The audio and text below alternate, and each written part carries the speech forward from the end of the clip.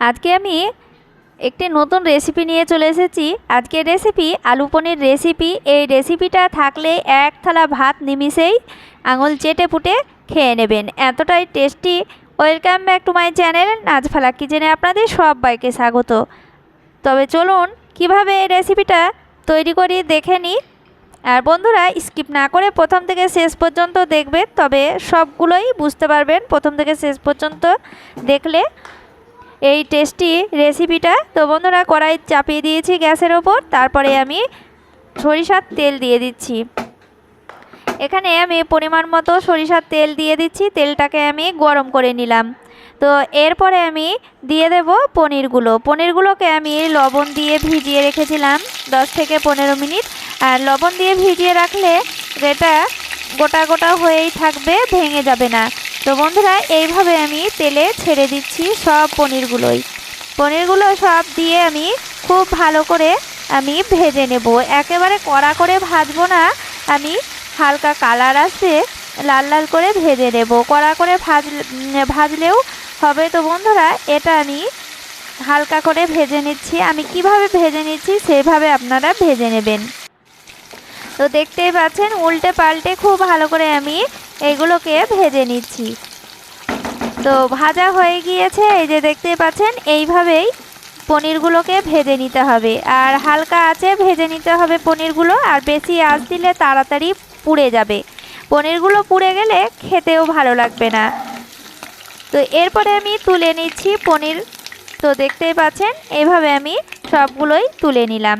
ওই কড়াইয়ে আমি ওই তেলেই দিয়ে দিচ্ছি আমি ডুমো ডুমো করে কেটে রাখা আলু দিয়েই পনিরটা আজকে আপনাদের সঙ্গে শেয়ার করছি। তো এখানে আমি লবণ দিয়ে দিচ্ছি, দিয়ে আমি আলুগুলোকেও একইভাবে লাল লাল করে ভেজে নেব। এটা আমি ঢাকা দিয়ে দিয়ে আমি খুব ভালো করে আলুগুলোকে ভেজে নেব। ঢাকা দিয়ে দিয়ে ভেজে নিলে আলুটাও খুব ভালোভাবে সেদ্ধ হয়ে যায়। তো এগুলোকে আমি দেখতেই পাচ্ছেন মধ্যেখানটা আমি ফাঁকা করে দিচ্ছি, দিয়ে আমি এখানে দিয়ে দিচ্ছি। এটা আমি তুলে রাখবো না, এতেই আমি সব কিছু মশলা দিয়ে দিচ্ছি। এখানে গোটা গরম মশলা তেজপাতা দিয়ে আমি কিছুক্ষণ নাড়াচাড়া করে নেব। নাড়াচাড়া করে নেওয়ার পর এখানে এরপরে আমি মশলা দিয়ে দেব। এখানে দিয়ে দিচ্ছি পেঁয়াজ বাটা, আর একটা বড় পেঁয়াজ বেটে নিয়েছি। আর দিয়ে দিচ্ছি আদা রসুন বাটা 2 চামচ, স্বাদ মতো লবণ, ধনে গুঁড়ো দিয়ে দিচ্ছি 1 চামচ, জিরে গুঁড়ো 1 চামচ, আর লঙ্কার গুঁড়ো স্বাদ মতো। আপনারা ঝাল যে যেমন পছন্দ করবেন বন্ধুরা, সেইভাবে আপনারা দিয়ে দেবেন। আর আমি প্রথমে যে তেল দিয়েছি সেই তেলেই আমি রান্না করে নিচ্ছি। আমি পরিমাণ মতো দিয়েই আমি রান্না করে নিচ্ছি। তো বন্ধুরা, এখানে আর তেল লাগবে না, ওই তেলেই আমি রান্না করে নেব। তো সব মশলা একসঙ্গে দিয়ে আমি খুব ভালো করে নাড়াচাড়া করে নেব, খুব ভালো করে কষে নিতে হবে। তো আলুর সঙ্গে একসঙ্গে কষে নিলে আলুটাও খুব সুন্দরভাবে সেদ্ধ হয়ে যায়, আবার মশলাটাকেও খুব সুন্দরভাবে কষে নেওয়া যায়। তো দেখতেই পাচ্ছেন বন্ধুরা, খুব ভালো করে আমি কষে নিলাম। এই যে দেখতেই পাচ্ছেন শুকনো শুকনো হয়ে এসেছে। এরপরে আমি দিয়ে দেব টমেটো বাটা। আমি একটি টমেটো নিয়ে আমি বেটে নিয়েছি। এই যে দেখতেই পাচ্ছেন আমি টমেটোটাকে দিয়ে দিলাম। টমেটোটা দিলে স্বাদটা অনেকটাই বেড়ে যায়, খেতে দুর্দান্ত লাগে। তো টমেটোটাকে দিয়েও আমি খুব ভালো করে নাড়াচাড়া করে নিয়ে আমি কষে নেব। তো আলুটাকেও দেখে নেব। এই যে দেখতেই পাচ্ছেন সেদ্ধ হয়ে গিয়েছে খুব ভালোভাবে। তো যেটুকু কাঁচা আছে সেটাও খুব ভালোভাবে সেদ্ধ হয়ে যাবে রান্না করতে করতে। তো বন্ধুরা, দেখতেই পাচ্ছেন আমি খুব ভালো করে কষে নিচ্ছি। যতক্ষণ না টমেটো কাঁচা গন্ধ যায় ততক্ষণ মশলাটাকে কষে নিতে হবে। এই যে দেখতেই পাচ্ছেন আমি কিভাবে কষে নিচ্ছি। আর এই রান্নাটা গরম গরম ভাত দিয়ে রুটি পরোটার সাথে দারুণ লাগে। তো এইভাবেই আপনারা রান্না করবেন আলু পনির রান্না। তো আপনারা কে কেমন রান্না করেন জানি না বন্ধুরা, এইভাবে আপনারা একবার রান্না করবেন, খেতে দুর্দান্ত হয়। তো দেখতেই পাচ্ছেন খুব সুন্দরভাবে শুকনো শুকনো হয়ে এসেছে মশলাগুলো। তো আমি এখানে দিয়ে দিচ্ছি 2 থেকে 3 চামচ মতো জল দিয়ে আমি আবারও কষে নিচ্ছি। এটা যত ভালোভাবে কষা যাবে তত টেস্টটা বাড়বে। তো বন্ধুরা দেখুন এইভাবেই মশলার সঙ্গে কষে নিচ্ছি।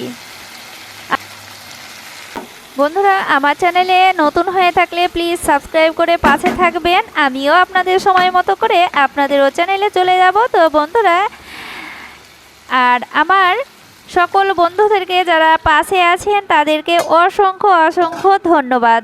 আর মশলাটাকে কষে নেওয়ার পর খুব ভালো করে কষে নেওয়ার পর এখানে আমি পরিমাণ মতো জলটা দিয়ে দিচ্ছি। একেবারে বেশি জল দেব না। তো এটাকে আমি ফুটিয়ে নিচ্ছি।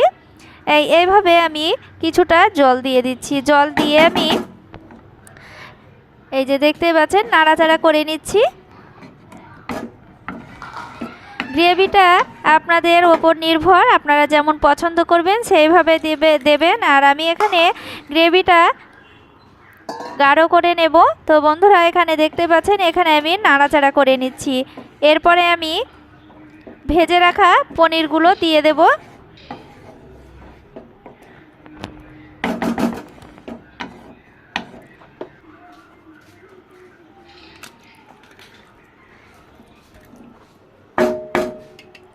ভেজে রাখা পনিরগুলো দিয়ে আমি আবারও নাড়াচাড়া করে নেব। তো বন্ধুরা দেখতেই পাচ্ছেন কতটা সহজভাবে আলু পনিরের তরকারিটা রেডি হয়ে গেল।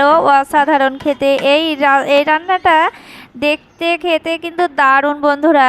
তো দেখুন এইভাবে নাড়াচাড়া করে নেওয়ার পর আমি এখানে দিয়ে দেব 2টো কাঁচা লঙ্কা। ফ্লেভারের জন্য কাঁচা লঙ্কা দিলে ফ্লেভারটা দারুণ আসে। তো বন্ধুরা এখানে দিয়ে দিচ্ছি শাহি গরম মশলা। আর যদি শাহি গরম মশলা হাতের কাছে না থাকে তো বাড়ির ভাজা মশলাও দিয়েও রান্নাটা করে নিতে পারেন। তো এগুলো আমি দিয়ে নাড়াচাড়া করে নিচ্ছি। আর হাতের কাছে যদি থাকে ঘি তাহলে ঘি 1 চামচ মতো দিয়ে দেবেন, ফ্লেভারটা অসাধারণ আসে। তো এরপরে আমি নাড়াচাড়া করে নিয়ে আমি ঢাকা দিয়ে দেব। আর গ্রেভিটা একটু আমি কমিয়ে নেব, সেইভাবে আমি ঢাকা চাপা দেব। তো বন্ধুরা এই যে দেখতেই পাচ্ছেন খুব সুন্দরভাবে ফুটেছে। এই যে দেখুন আর আমি কিছুক্ষণ রেখে দেব গ্রেভিটা হালকা আর একটু কমিয়ে নেওয়ার জন্য।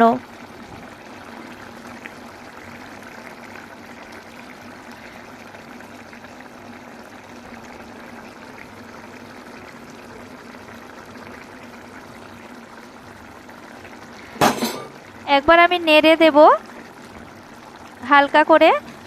তো গ্রেভিটাও খুব ভালোভাবে কমে গিয়েছে। আর আলু আছে, আলু আর কমিয়ে নিলে একেবারে শুকনো শুকনো হয়ে যাবে। তো বন্ধুরা এখানে আমি নামিয়ে নেব। আলু আছে জলটাকেও শুষে নেবে। তো বন্ধুরা নামিয়ে নিচ্ছি। রেডি হয়ে গেল আলু পনিরের রেসিপি। কালারটাও দেখুন বন্ধুরা অসাধারণ কালার এসেছে আর খেতে দুর্দান্ত। গরম গরম ভাত, রুটি, পরোটার সাথে দুর্দান্ত লাগে। তো এইভাবে আলু পনিরের তরকারিটা অবশ্যই আপনারা বাড়িতে অবশ্যই তৈরি করবেন। আর দেখতেই পাচ্ছেন কতটা সুন্দর এসেছে কালারটা। আর রেসিপিটা ভালো লাগলো অবশ্যই লাইক, কমেন্ট, শেয়ার করবেন। আর ভালো লেগে থাকলে সাবস্ক্রাইব করে পাশে থেকে যেতে পারেন।